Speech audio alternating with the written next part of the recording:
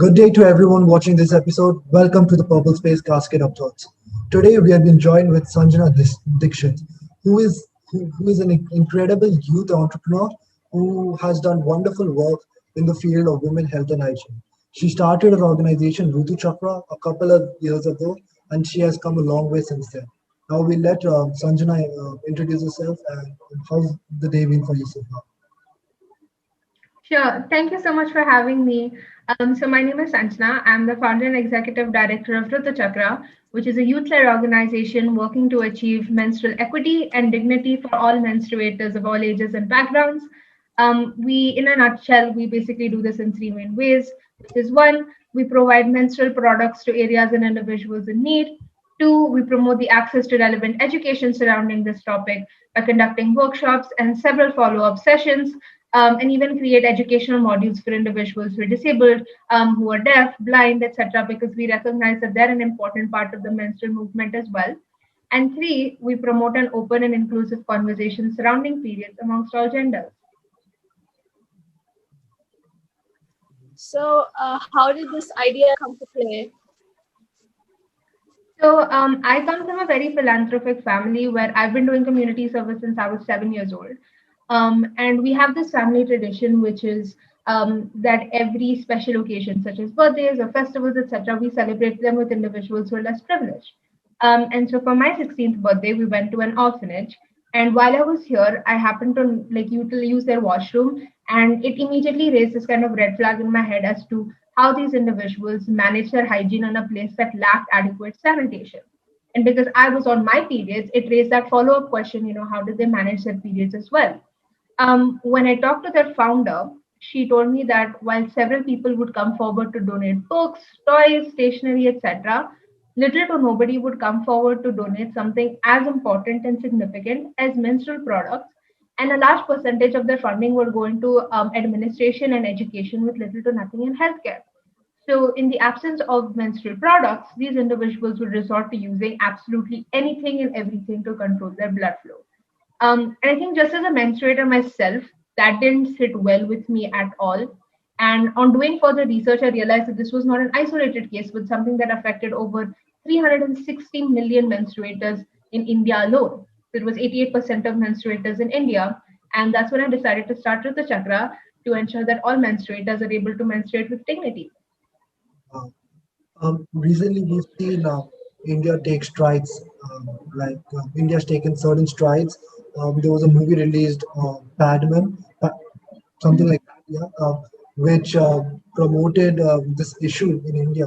So, do you think that India as a country and as a nation, and even as a society, is progressing like relatively slowly, or do you think it's actually progressing at the right rate? So definitely, I think we have seen a lot of progress in the past few years itself, with people and society at large getting sensitized to the topic of menstruation, slowly realizing that it's something normal. Like you mentioned, we had the movie Batman. We had, very recently, our Prime Minister became one of the first to speak about periods openly on Independence Day. Period leaves announced, one of the cricket IPL teams being endorsed by a menstrual product company, and so on and so forth. So we're definitely moving forward. We're definitely progressing, and I think that's very encouraging for us as men, organizations in this space, because we know that change is so possible. While that being said, I mean, obviously it's not at the ideal rate that we would hope for, because if so, we would be accelerating in that direction, and we would be working towards a society where every menstruator will have access to menstrual products, relevant education surrounding this topic, etc.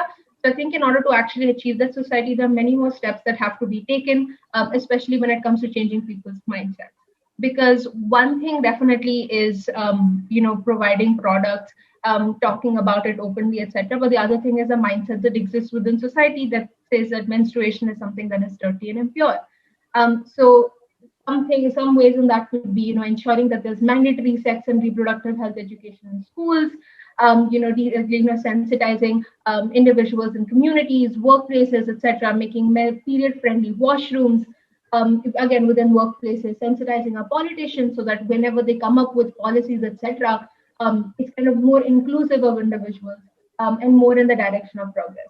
So yeah, I think definitely we as a society are moving towards a more progressive front. Although we're moving at a slightly slow pace, it's encouraging to see that at least we're moving forward. I saw how you mentioned about the mindset that people have right now. It's not really that progressive in many places of the world, many places in India.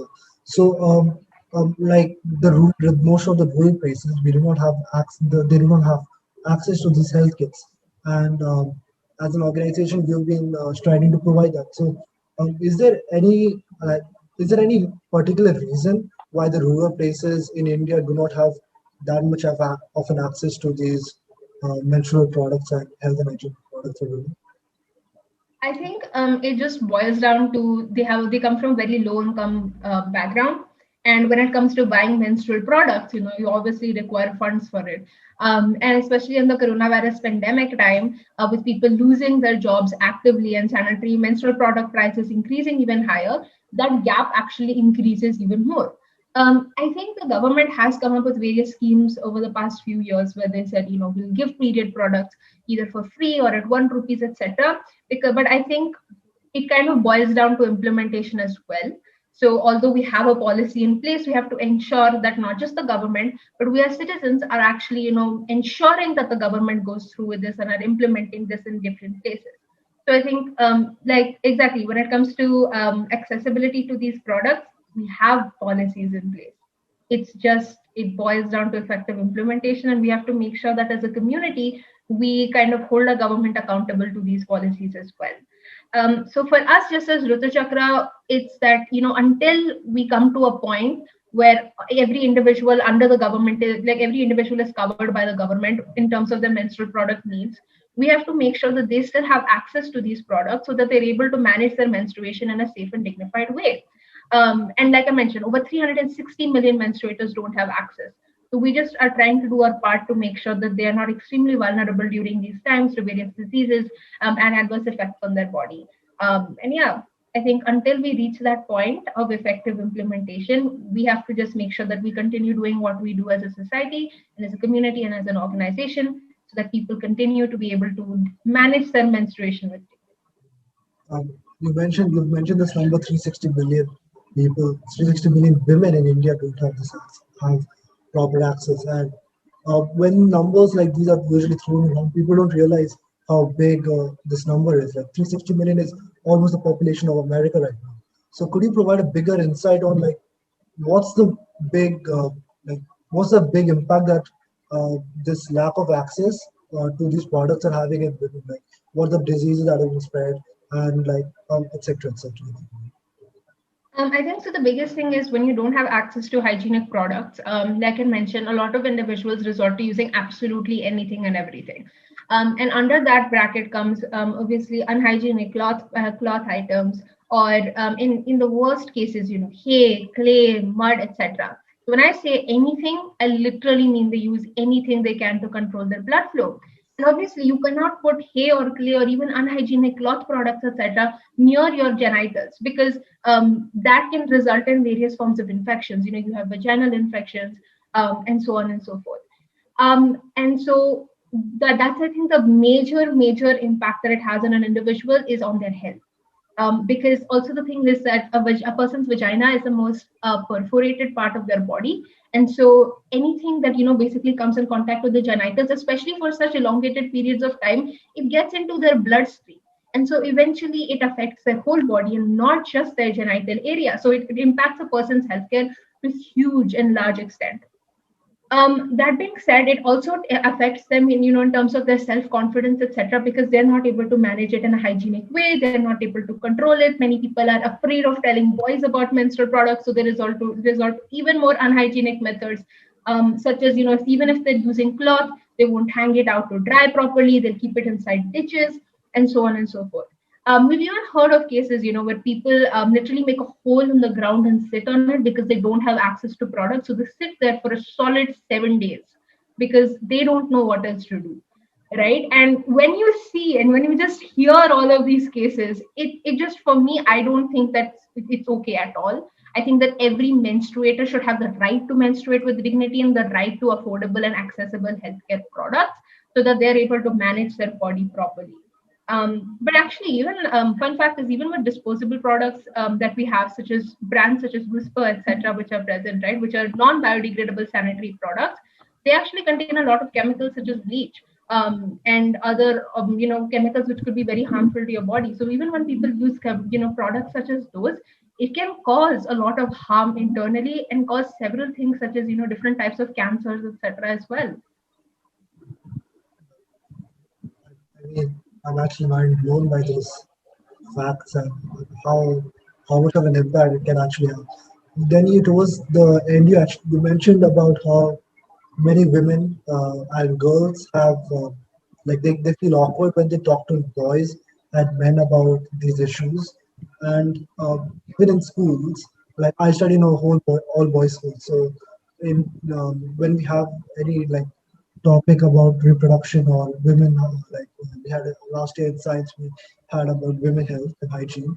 Um, the boys they feel very awkward learning it, and Mm-hmm. do you think there's any particular way that families and like we're the next generation will be moving on with this with family with in the future progressing India? So is there any way that we can make younger boys especially and even younger people and younger teenagers who are facing these issues feel more comfortable talking about their health and being more open about this? I think so. Firstly, I think just the reason why the stigma exists is because it's been so ingrained in our belief system and in our society, and like from generations and generations, we've just been hearing it. People have been saying to us, "Okay, oh my God, you can't talk about periods to boys. Either it would be your own families or your own communities." So when it comes to making a change, it means stopping that narrative, right? And stopping that narrative comes with educating individuals. So first, it really boils down to educating individuals properly, because lack of education actually enables somebody to follow all of these myths, stigmas, stereotypes without which have absolutely no rational basis. So being able to decipher whether it has a rational basis or not, it's very important to be educated on this front. That being said, I think even in schools, we've seen a lot of times when it came to adolescent education programs. I mean, I've seen it in my school. They separate boys and girls when they're talking about periods or anything related. So they put girls in a separate room and they talk about women's health. They put boys in a separate room and they talk about men's health and so on. And when you separate two people, like two sets of people, when you're talking about it, it makes us feel like, oh, this is something we cannot share with the other gender. Because if we could, we would have all been put in the same group. So it's very important. One thing for schools to understand that it's important to have that inclusive background. Make sure that both boys and girls are listening to about both men's as well as women health, right? Because in order to be sensitized to the other gender, we have to know what they're going through, right? Even like women, for learning about men's health, it's very important for us to understand. So, on behalf of schools, that's one thing people can do. Even like I mentioned, period-friendly washrooms, having that open conversation, compulsory sex and reproductive health education.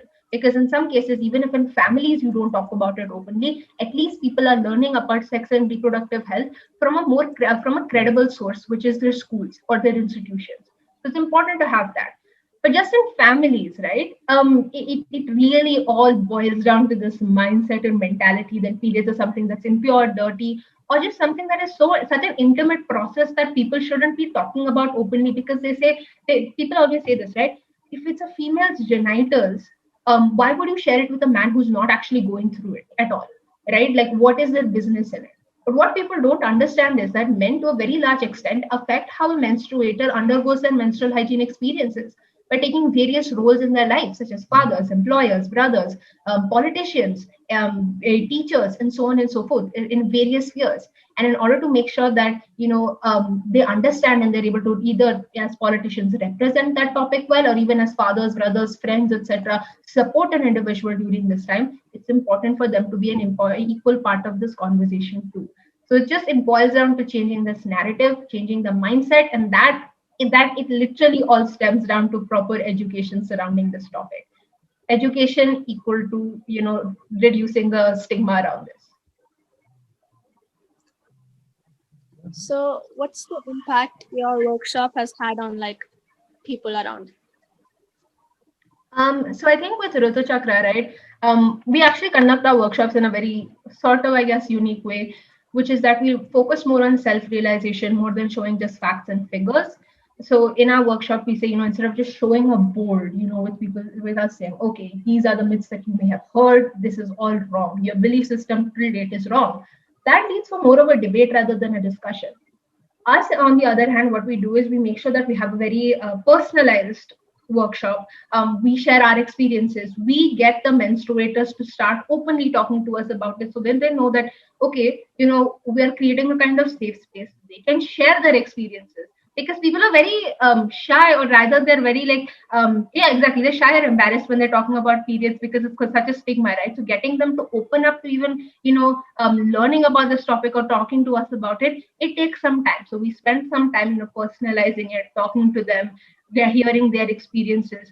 We go through the workshop, we talk about different aspects of menstrual health, reproductive health, what it means, disposal products, and so on and so forth.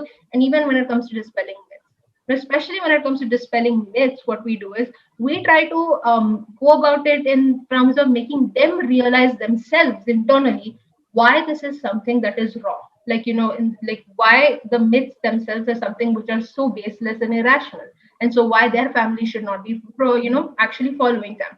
Because us telling them versus them realizing it on your own makes a huge impact.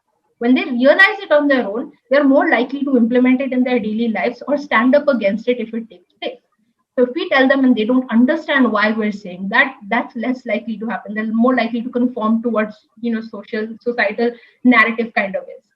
So that's what a workshop looks like. We kind of make sure that they realize themselves, and we keep having follow-up sessions. So after one workshop, we realize one workshop maybe changes a person's mindset for like a week, but they still go back into the same society, into the same community that enforces menstrual discrimination, myths, stigmas in various shapes and forms. And so there is a likelihood that their mindset will not be changed completely. So every 3 to 6 months, we have follow-up sessions with them to reinforce the idea that menstruation is something that is beautiful and powerful and empowering, and not something that should be considered impure and dirty. We take any of their questions, we talk to them about it, and we've seen that over the years, we've had a lot of positive feedback from these individuals, a lot of people whose mindsets have been changed, who've talked to us literally after some workshops and said that, okay, today I'm going to go home and I'm going to talk to the boys in my family about this. And I think just hearing that is so it's such a positive feeling, because it means that what we are doing is definitely working. And honestly, even in a crowd of 150 plus menstruators, if even one person changes their mindset, right, it means that that workshop was a success. And so that's kind of what we ride by, and we're really happy to see impact taking place. But changing mindsets, different people do it at different paces. Some people take maybe 1 to 2 years to come to terms with the idea that menstruation is something that's empowering and beautiful, just because of the fact that they've been told so many times over multiple generations that it's not. And some people just take as less as 1 hour. So you have to understand different people's spaces and work with them accordingly. That's actually beautiful. See how a simple workshop can change a mindset of someone completely, and how it can even impact the family's future. We talked about how the government can play a role in this into improving the education. We've talked about how like the education should be more, it shouldn't be gender biased. So like as a viewer listening to this, could you tell us, like as a brother of myself and many other brothers will be listening to this, how can we as a boy in our family like open this conversation with our sisters who are much younger, who will be going to be facing this, or just have an open conversation with our mothers about this, because it's still like it's still very awkward, or it's still not considered that respectful when you talk to an Mhm. elder or even your siblings about menstrual cycles and periods and all. I think so. The main thing is just to firstly go in and have that uncomfortable conversation. Literally, just go to either your whoever, sister, peer, mother, whoever, and just say, let's talk about periods.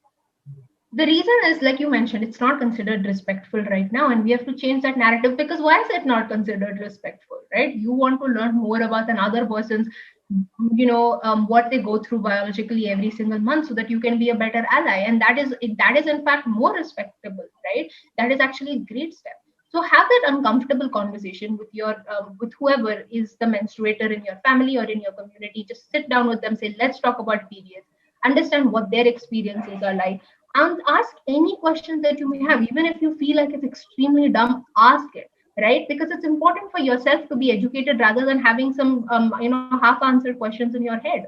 And once you have that conversation, right, not only are you more and more educated individual going out, but also you have kind of reassured the other person that you are an ally of this movement, that you're there to support them no matter what, and now they're aware about it. That also makes sense. So if it's somebody like maybe your younger sister, etc., because young people are more likely to be receptive to this more than older people are, because young people, this is a new concept to them. Older people have heard this for multiple years. So maybe if you talk to this with a younger sibling, etc., and you tell them also, like, it's so important to normalize the conversation. You can talk to me, you can talk to any other boy about this. You can talk to even the problem is many a times girls, even between girls, they don't talk about periods because they use code words. They say, shh, how can you say this, everything. So normalizing the fact that you can talk to another individual about periods, and when you take that first step and when you educate them, it kind of makes them understand that you're an ally and others can be an ally, and it's a normal process. That's actually a very beautiful answer, and it actually makes a lot of sense on how we should be the ones taking the first step, and then the rest will play out how it's supposed to. So towards the start, we discussed on how these menstrual products are quite expensive or are just not affordable by these low-income families in these underprivileged areas. So, and you with Rutuchakra, you guys provide health kits, right? So, is there any way that the privileged class, the ones who will be listening to this, can help in providing these products, maybe at a cheaper rate, or just providing these products in general to these people? And is there any way that these people can have access to cheaper products if you're not providing them? Yeah, I mean, definitely. The fact that we're extremely privileged definitely plays a role. Best ways, I mean, you can definitely donate either to us or maybe any other organization in this space, maybe somewhere near you, etc. When it comes to menstrual products, you can take that front and you yourself can maybe identify a few areas in your communities that require menstrual products. You yourself can buy it for these individuals and distribute it over there and so on. I think your privilege and the fact that you are able to afford maybe even 3 square feet, like 3 square meters a day, a roof over your head, a good education. That's so much more than many people can even ask for. So use that privilege to its fullest and recognize your responsibility as a civically, so like a socially responsible individual within the community. Either you can donate to us, and see, that's the thing. Every individual has an important part in the menstrual movement. If you need any help in terms of recognizing your role or understanding what you can do, in order to make sure that we're able to achieve menstrual equity, you can always reach out to Rutuchakra, either by our email ID, which is rutuchakra@gmail.com, or on social media, which is @Rutuchakra. Just feel free to shoot us a message and say, look, I am interested in the menstrual movement. I want to do my part. I don't know how to. And we would love to help you out, either whether it's working with our organization or not. It's up to you. But I think easiest, simplest thing to do in terms of getting access, please just donate to organizations who work with these individuals, or you yourself take that first step and start, buying products and distributing them. I would just say when it comes to products, also try to make sure that they're sustainable menstruation products, because these are the ones which are not only good for the environment, but they're good for your body. A lot of products which are non-biodegradable sanitary napkins or tampons, etc., which are present, they can give people things such as toxic shock syndrome, etc., just because of the amount of chemicals and plastics which are present inside them. So even when you're distributing them, it's important to have this in mind, because this could adversely affect somebody else's health, and it's just a fact that a lot of people don't really know about. So it makes more sense, when you distribute reusable products, because not only can a person use them for an elongated period of time, it's also better for their body and for the environment. But yeah, for accessibility of menstrual products, please donate, reach out to us. Even if you want to volunteer in general, I think, conducting awareness sessions. And or just in general, reach out to us if you want to recognize what your role is in the menstrual movement. We would love to help you figure that out. I think there's so many things that individuals can do simply by raising your voice, because every single person's voice has so much power behind it.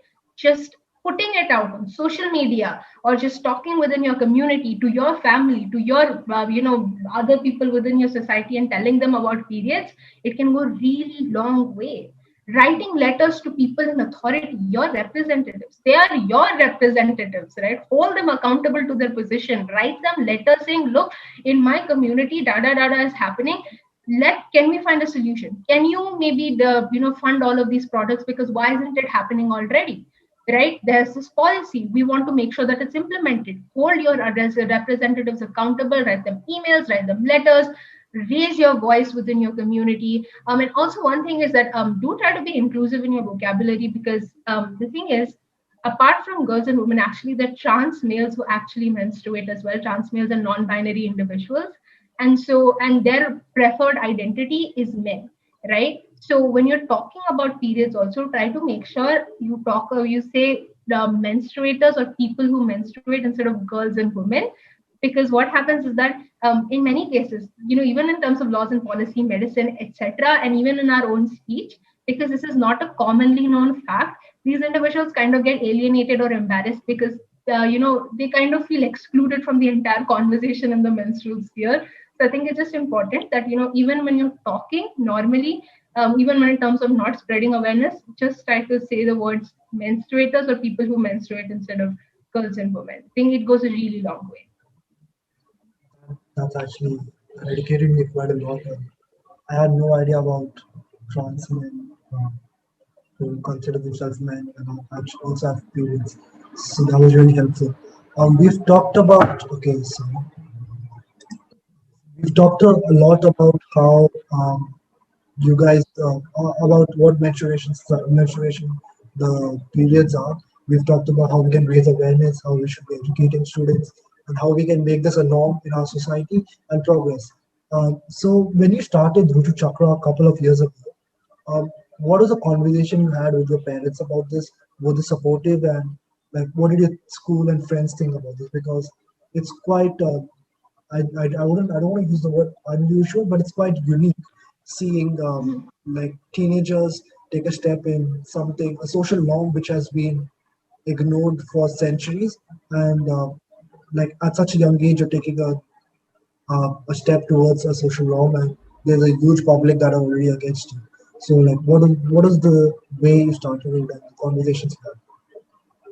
I think so. I'm really fortunate for the fact that my parents are actually extremely open about menstruation and periods, which is why I was able to take that step, right? I was always taught that it's something that is normal, that I should be able to speak about it openly with whoever. And so when I saw this and I was like, okay, this is not right. When I saw it at that orphanage, that's when I was able to recognize that it's right, because it was so different from my upbringing.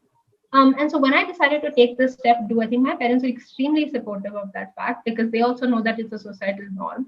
They helped me a lot in our initial few workshops. My whole family, my parents, my brother used to come along at the workshops with me. And when I was educating these individuals, etc., when it came to campaigns, etc., they helped me a lot in the initial stages. And in fact, my brother is actually a part of our core team as well, and he works as the director of finance.